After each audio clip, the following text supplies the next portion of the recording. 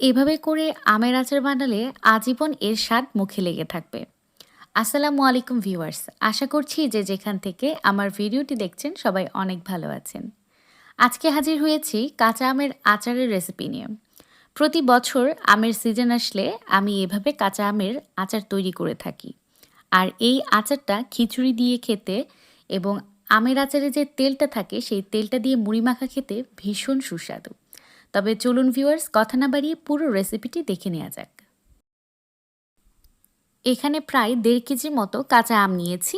এবার আমগুলোকে ভালো মতো ধুয়ে পরিষ্কার করে বোটার অংশটা কেটে নেব এবং এগুলোকে ৪ টুকরো করে বা ৬ টুকরো করে কেটে নেব। দেখতে পাচ্ছেন ঠিক এভাবে করে কেটে নিয়েছি।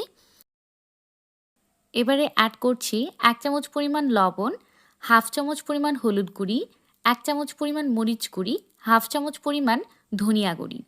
এবার সব কিছু ভালোভাবে ঝাঁকিয়ে ঝাঁকিয়ে মেখে নেব, যাতে প্রত্যেকটা আমের টুকরোর গায়ে মশলাগুলো ভালো মতো লেগে যায়। আমের টুকরোগুলো মাখানো হয়ে গেছে। এবারে একটা খঞ্চাতে আমের টুকরোগুলো ভালোভাবে বিছিয়ে দিচ্ছি। এরপর এগুলোকে রোদে শুকাতে দিব।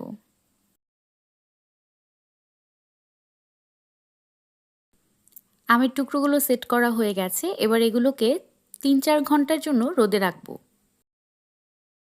এবারে আচারের মশলা তৈরির পালা। একটা প্যান হিট করে নিয়েছি। এতে দিয়ে দিচ্ছি ১.৫ চামচ জিরা, ১ চামচ কালো জিরা, ১.৫ চামচ মৌরি, ১ চামচ মেথি এবং ঝাল অনুযায়ী ৪-৫টা শুকনো মরিচ। এবারে মৃদু আঁচে এগুলোকে একটু টেলে নেব। সর্বশেষ অ্যাড করছি ১.৫ চামচ রাঁধুনি। এবারে সব কিছু নেড়েচেড়ে আরও কিছুক্ষণের জন্য টেলে নিচ্ছি। গোটা মশলাটা টালা হয়ে গেছে। এবারে এর অর্ধেকটা মরিচ সহ ব্লেন্ড করে নেব আর বাকি অর্ধেকটা রেখে দেব। আচারে সরিষা বাটা অ্যাড করব। এর জন্য এখানে ৩ টেবিল চামচ হলুদ সরিষা আর ১ টেবিল চামচ কালো সরিষাটা নিয়েছি। এটাকে ব্লেন্ড করে নেব। আপনারা চাইলে পাটার সাহায্যেও বেটে নিতে পারেন। সরিষাগুলো শুকনো অবস্থাতেই ব্লেন্ড করে নিয়েছি। এবার এটাকে একটা বাটিতে ঢেলে সামান্য পরিমাণ পানি দিয়ে মিশিয়ে অল্প অল্প পানি অ্যাড করে এটার একটা পেস্ট তৈরি করে নেব। এখানে আমি আধা ভাঙা অবস্থায় সরিষাগুলো রেখেছি। আপনারা চাইলে আরও একটু পরিমাণে বেশি ব্লেন্ড করে নিতে পারেন, যাতে পাউডার পাউডার হয়ে যায়। তবে আমার কাছে এরকমটা ভালো লাগে, এর জন্য আমি এরকমটাই রেখেছি। এবারে এই সরিষার পেস্টটা ২০ মিনিটের জন্য রেস্টে রেখে দেব। আমের টুকরোগুলো ৩-৪ ঘন্টা রোদে রাখার পর এবারে নিয়ে এসেছি। এখন আমের আচারটা তৈরি করব।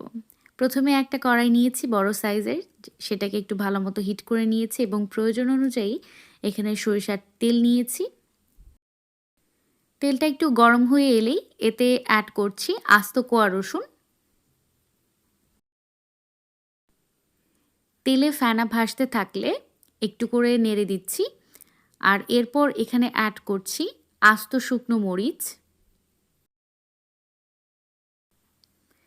এবার তেলের মধ্যে আমের টুকরোগুলো ভালো মতো ভেজে নেব। অল্প অল্প করে দিয়ে একটু নেড়েচেড়ে দিচ্ছি। আমের টুকরোগুলো তেলের মধ্যে ঠিক ততক্ষণ ভাজতে হবে যতক্ষণ পর্যন্ত আমের টুকরোর যে খোসার অংশটা আছে সবুজ রঙটা, সেই সবুজ রঙটা যতক্ষণ পর্যন্ত হলুদ হয়ে না আসছে ঠিক ততক্ষণ পর্যন্ত। দেখতেই পাচ্ছেন কিছু কিছু চেঞ্জ হয়ে এসেছে কালারটা। আরও কিছুক্ষণ ভেজে নিতে হবে। আমের টুকরোগুলো ভাজা হয়ে গেছে। এবার এতে ১ চামচ পরিমাণ লবণ অ্যাড করছি এবং একটু হালকা হাতে নেড়েচেড়ে দেব। এবারে চিনি অ্যাড করব। আমি এখানে প্রায় ২ কাপ পরিমাণ চিনি অ্যাড করেছি। আমগুলো ভীষণ টক ছিল, এর জন্য চিনির পরিমাণটা একটু বাড়িয়ে দিতে হয়েছে। আপনারা আপনাদের টেস্ট অনুযায়ী চিনি অ্যাড করবেন। একটু হালকা হাতে চিনি আর আমের টুকরোগুলো মিশিয়ে দিচ্ছি। এবার এতে অ্যাড করছি ঝাল অনুযায়ী ১ চামচ মরিচ গুঁড়ি, ১/২ চামচ ধনিয়া গুঁড়ি। আবারও একটু নেড়েচেড়ে সব কিছু উল্টে পাল্টে দিচ্ছি। এই আমের আচারটা তৈরি করতে আমি কিন্তু কোনো এক্সট্রা পানি ইউজ করিনি। চিনিটা দেওয়ার পর আস্তে আস্তে চিনির থেকে পানি ছেড়েছে এবং সেই পানিটা দিয়ে আমের টুকরোগুলো সিদ্ধ হয়ে গেছে। এবার এতে গোটা সেই রেখে দেওয়া টালা মশলাটা অ্যাড করছি এবং নেড়েচেড়ে সব কিছু মিশিয়ে দিচ্ছি। এবারে অ্যাড করছি সরিষা বাটাটা। সব কিছু একসাথে নেড়েচেড়ে মিশিয়ে দিচ্ছি। এবারে অ্যাড করব সেই আচারের মশলাটা। প্রথমে 1 চামচ পরিমাণ দিয়ে একটু নেড়েচেড়ে মিশিয়ে দিচ্ছি। এরপরে বাকিটুকু দিয়ে আরও কিছুক্ষণ নেড়েচেড়ে জাল করে নেব। আচারের উপরের দিকটায় তেল ভেসে উঠেছে, অর্থাৎ বোঝা যাচ্ছে চিনির পানিটা সম্পূর্ণভাবে টেনে নিয়েছে। এবারে অ্যাড করছি 3 টেবিল চামচ ভিনেগার। ভিনেগারটা দিলে আচারটা প্রায় অনেক দিন পর্যন্ত ভালো থাকবে। আরও 2-3 মিনিট সময় নিয়ে আচারটা জাল করে নিচ্ছি। এরপর চুলার গ্যাসটা অফ করে দিয়ে এটাকে ঠান্ডা করে নিতে হবে। আচারটা ঠান্ডা হয়ে এলে আচারটা সংরক্ষণের জন্য এরকম পরিষ্কার কাচের জারে আচারটাকে রেখে দিতে হবে। আমি এখানে আচারটা ভরে নিচ্ছি। পুরো আচারটা এই 2টা বয়মে সেট করে নিয়েছি। এবার এই আচারটাকে সরিষার তেলে ডুবিয়ে রাখতে হবে। এর জন্য পরিমাণ মতো সরিষার তেল গরম করে নিচ্ছি। তেলটা ঠান্ডা হয়ে এলে এবার এই আচারের বয়মে তেলটা ঢেলে দেব।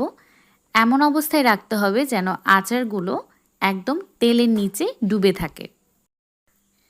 এই কাঁচা আমের আচারটা ফ্রিজের নর্মাল চেম্বারে প্রায় 1 বছর মতো স্টোর করে রাখতে পারবেন। আজকের ভিডিওটি এই পর্যন্তই ভিউয়ার্স। আপনার কাছে আমার ভিডিওগুলো যদি ভালো লেগে থাকে তবে ভিডিওতে একটা লাইক করবেন, কমেন্ট করবেন এবং ভিডিওটি দ্বারা যদি উপকৃত হয়ে থাকে ফ্রেন্ডস অ্যান্ড ফ্যামিলির সাথে শেয়ার করতে ভুলবেন না।